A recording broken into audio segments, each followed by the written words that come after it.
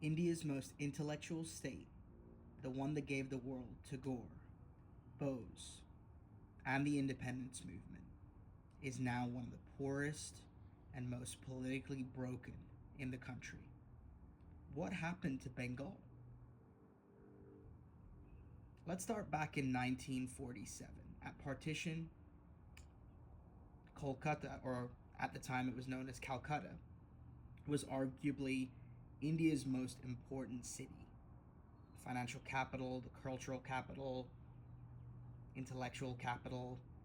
Bengal punched above its weight in every dimension: literature, science, politics, art.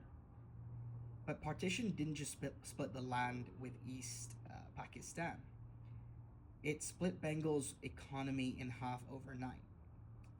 Dhaka went to East Pakistan, which is now Bangladesh.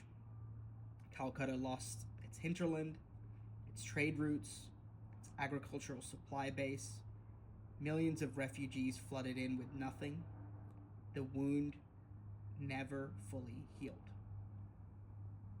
In 1977, the CPM takes over, stays for 34 years. That's the Communist Party, by the way.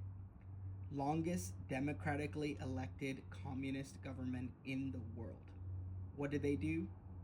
Land reforms that genuinely helped the rural poor, sure, but also militant trade unionism that strangled industry, businesses that fled to Maharashtra and Gujarat, and intellectual, cultural that celebrated ideology over outcomes. Tata's nano factory left Bengal because of political violence. We've all seen those images. Mamata Banerjee ends the CPM in 2011, but replaces ideology with pure patronage politics. Political violence didn't go down, it just changed colors.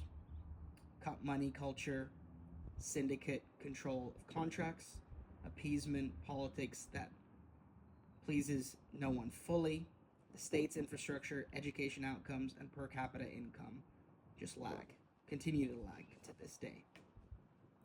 Bengal's trajectory is that it keeps producing brilliant people and exporting them to Bangalore, to Mumbai, to London and New York as well, unfortunately. Brain drain from India.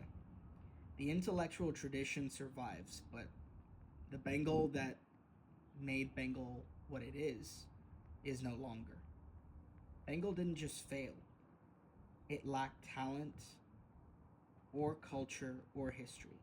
It failed because it kept choosing politics over pragmatism, ideology over institutions. And that is a lesson that goes way beyond one state.